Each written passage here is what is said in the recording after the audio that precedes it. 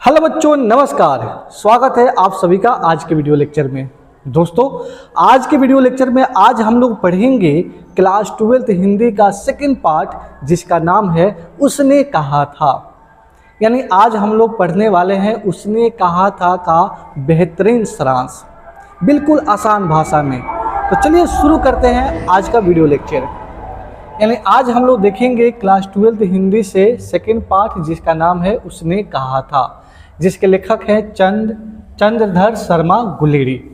तो सबसे पहले विद्यार्थी, इस पाठ का सारांश देखने से पहले हम लेखक के बारे में जान लेते हैं, ठीक है, और देख लेते हैं, समझ लेते हैं ऐसे कौन कौन से पॉइंट हमें याद रखना है जिससे हमारा ऑब्जेक्टिव क्लियर हो जाए, ठीक है।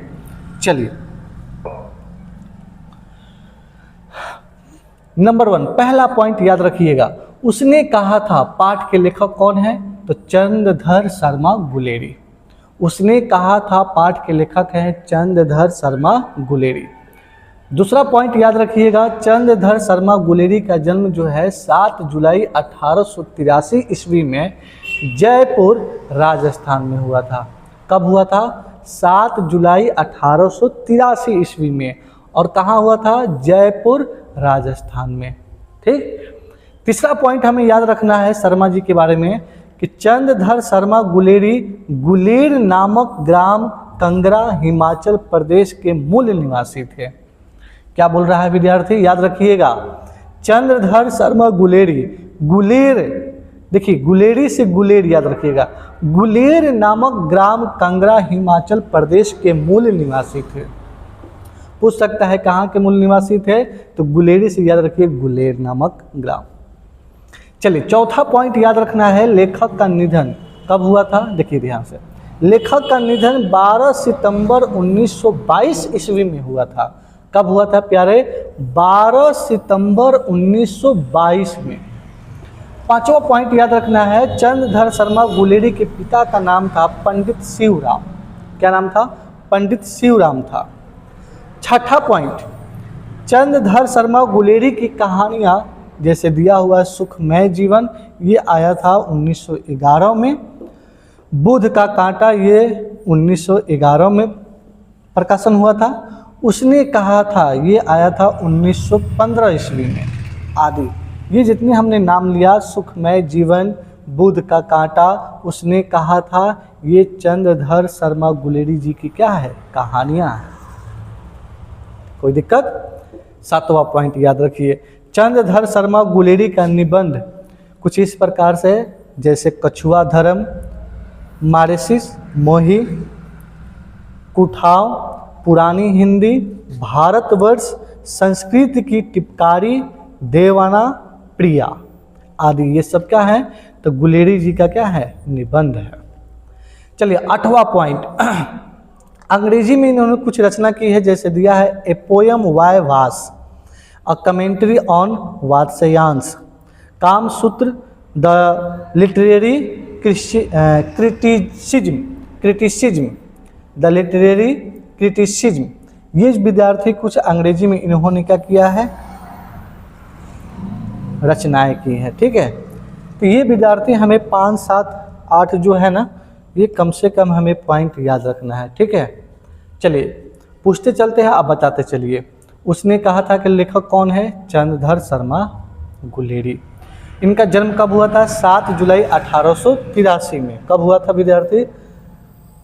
बोलो, 7 जुलाई 1883 में। जन्म कहाँ हुआ था? तो विद्यार्थी जयपुर राजस्थान में, ठीक है। और इनका मूल निवासी अगर पूछ दे तो याद रखें, गुलेरी से गुलेर नामक ग्राम कंगरा हिमाचल प्रदेश के ये मूल निवासी थे। निधन कब हुआ था? 12 सितंबर 1922 में। पिता का नाम था पंडित शिवराम, और इन्होंने कुछ कहानियाँ लिखा है, जैसे सुखमय जीवन जो 1911 में आया था, बुध का कांटा 1911 में, उसने कहा था 1915 ईस्वी में, ठीक है। गुलेरी जी का कुछ निबंध है विद्यार्थी, जैसे कछुआ धर्म, मारेसिस, मोही, कुठाव, पुरानी हिंदी, भारतवर्ष, संस्कृत की टिपकारी और देवयाना, प्रिया। इन्होंने अंग्रेजी में भी कुछ लिखा हुआ है, रचना की है, जैसे दिया a poem by Bhasa, a commentary on Vatsyayana, Kamasutra और द लिटरेरी क्रिटिसिज्म, ठीक है। चलिए, तो ये रहा विद्यार्थी गुलेरी जी के बारे में। अब हम लोग देखेंगे यहाँ पर इस पाठ का बेहतरीन सारांश, बिल्कुल आसान भाषा में। शुरू किया जाए विद्यार्थी, एक बार बोल दो यस। कमेंट बॉक्स में सभी विद्यार्थी एक बार बोल दीजिए यस। चलिए शुरू करते हैं। देखिए ध्यान से, पाठ का सारांश। उसने कहा था, पाठ चंद्रधर शर्मा के द्वारा लिखी गई है। यह पाठ किसके द्वारा लिखा गया है विद्यार्थी? चंद्रधर शर्मा गुलेरी जी के द्वारा। यह कहानी 5 खंडों में विभक्त है। कितने खंडों में? 5 खंडों में। एग्जाम में पूछ सकता है कि उसने कहा था पाठ जो है ये कहानी कितने खंडों में विभाजित है? तो 5 खंडों में। ठीक है, कह रहा है कि अमृतसर के भीड़ भरे बाजार से कहानी आरंभ होती है। ये कहानी कहाँ से शुरू होती है? अमृतसर के भीड़ भरे बाजार से शुरू होती है। ठीक है, कह रहा है कि जिसमें 12 वर्ष का एक सिख लड़का और 8 साल की एक सिख लड़की संयोगवश मिलते हैं। यानी अमृतसर के भीड़ भरे बाजार में एक 12 वर्ष का लड़का है और 8 वर्ष की लड़की है, और किसी संयोगवश जो है वो आपस में मिलते हैं, वहाँ पर उनका मिलाप होता है। ठीक है, अब देखिए दोनों का परिचय हुआ, दोनों का हालचाल हुआ, दोनों ने अब एक दूसरे का परिचय जाना। लड़के ने पूछा तेरी कुरमाई हो गई?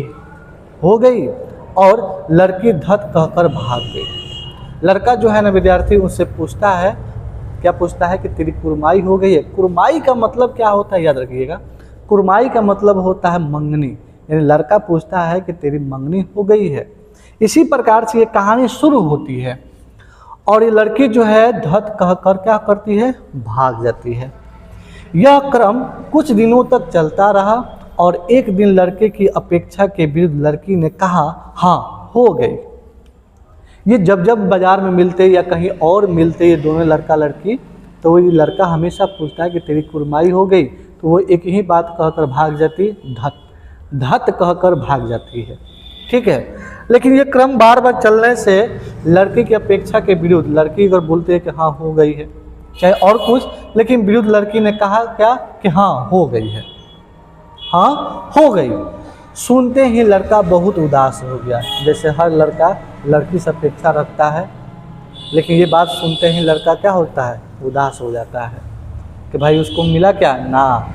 सुनिए आगे चलकर वही लड़का इस कहानी का नायक, जिसका नाम है लाहाना सिंह, आगे चलकर वही लड़का इस कहानी का नायक यानी लाहाना सिंह बन गया। आगे चल के कहानी ये मोड़ लेती है और आगे चल के पता चलता है कि वही लड़का जो अमृतसर बाजार में एक लड़की से मिलता है और पूछता है कि तेरी कुरमाई हो गई है। और यही लड़का जो है आगे चलकर क्या बनता है? लाहाना सिंह। और लाहाना सिंह इस कहानी का क्या है? नायक है। नायक समझते हैं, हीरो जिसको हम बोलते हैं। चलिए आगे समझिए। आगे दिया है कहानी का दूसरा खंड 25 वर्षों के बाद की घटना पर आधारित है। अब कहानी ये आगे बढ़ता है, आप किताब पढ़िएगा तो पता चलेगा कि 25 वर्षों के बाद की घटना पर आधारित है। इसमें प्रथम विश्व युद्ध के अंतर्गत फ्रांस और बेल्जियम युद्ध का चित्रण है। ये कहानी जब पढ़ेंगे विद्यार्थी तो इसमें आपको पता चलेगा फ्रांस और बेल्जियम का युद्ध। ठीक है, कह रहा है 25 वर्ष पहले का लड़का ही लाहाना सिंह 77 सिख राइफल का क्या है? जमानदार बन गया था। ठीक है, फौज में। चलिए आगे सुनिए।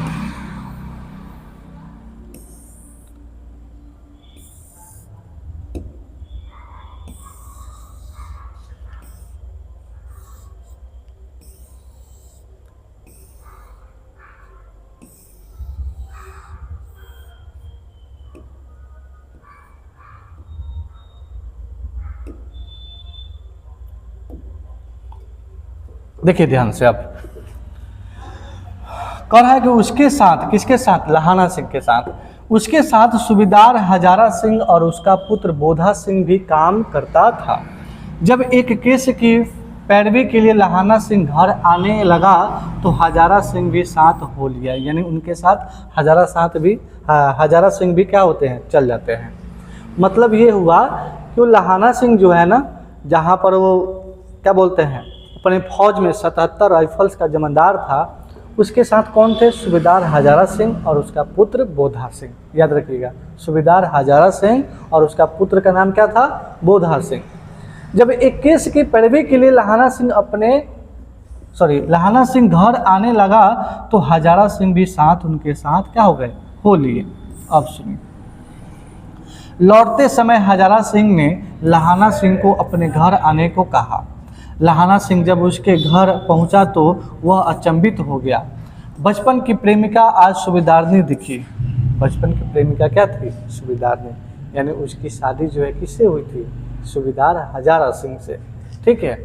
और ये जब देखते हैं लाहाना सिंह उसको, तो उनको याद आ जाता है कि वो वही लड़की है जिसे मैं अपने प्रेम का इजहार किया था। ठीक है। तो दोनों ने एक दूसरे को देखा। वहाँ पर होता क्या है, दोनों जो है सूबेदारनी और क्या बोलते हैं लाहाना सिंह एक दूसरे को देखते हैं। पहचानने में देर नहीं लगी। विदा के समय सूबेदारनी ने पति और पुत्र की रक्षा के लिए आंचल फैला दिया। सूबेदारनी जो है ना, पति और पुत्र की रक्षा के लिए क्या किया? आंचल फैला दिया। किसके सामने? लाहाना सिंह के सामने। प्रेमिका की चाह ही लाहाना सिंह के जीवन का उद्देश्य बन गया और यहीं से कहानी मोड़ लेती है। वो प्रेमिका थी उसकी, और उसकी चाह ही लाहाना सिंह के जीवन का क्या बन गया? उद्देश्य बन गया।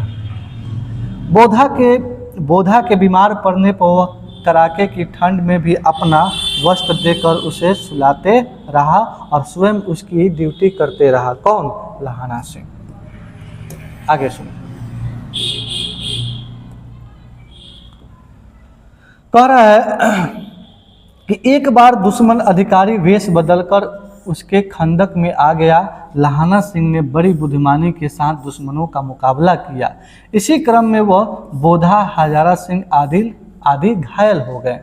देह से काफ़ी खून निकलने के बाद भी वह बोधा और हजारा सिंह को पहले अस्पताल भेज दिया। कौन? लाहाना सिंह। बाद की गाड़ी की प्रतीक्षा में वह क्या दिया है? छटपटाता रहा। प्रेमिका की बात पूरी करने में उसने अपनी जान दे दी। यानी उसने कहा था, यानी उनकी प्रेमिका ही ने कहा था कि मेरे पति हजारा सिंह को और मेरे बेटे बोधा सिंह की रक्षा करना किसी भी हालत में। और वही विद्यार्थी होता है। सभी आदमी घायल होते हैं, लेकिन वो हजारा सिंह जो है, प्रेमिका की बात याद आती है और सबसे पहले किसको अस्पताल भेजता है? तो बोधा को और हजारा सिंह को। और इस क्रम में विद्यार्थी अस्पताल से गाड़ी लेट पहुंचती है, उसके बाद ये अपने जान दे देते हैं। इस प्रकार यह कहानी पुरानी कहानी होने के बाद भी यह पुनः तरोताज़ा दिखाई पड़ती है। ठीक है। तो ये रहा विद्यार्थी उसने कहा था का बेहतरीन सारांश। उसने कहा था का क्या है विद्यार्थी? ये बेहतरीन सारांश। चलिए, कोई दिक्कत? तो इस सारांश को आप लोग विद्यार्थी एक दफ़ा 2 दफ़ा इसको देख लीजिएगा, पढ़ लीजिएगा और अपने से स्वयं समझने का प्रयास कीजिएगा। ठीक है। अगले बार हम मिलेंगे विद्यार्थी तो इसके देखेंगे महत्वपूर्ण इम्पॉर्टेंट क्या? वस्तुनिष्ठ प्रश्न, और साथ ही देखेंगे इसके प्रश्न उत्तर, और इससे संबंधित कुछ व्याख्या भी पूछेगा तो उसको भी देखने वाले हैं। ठीक है।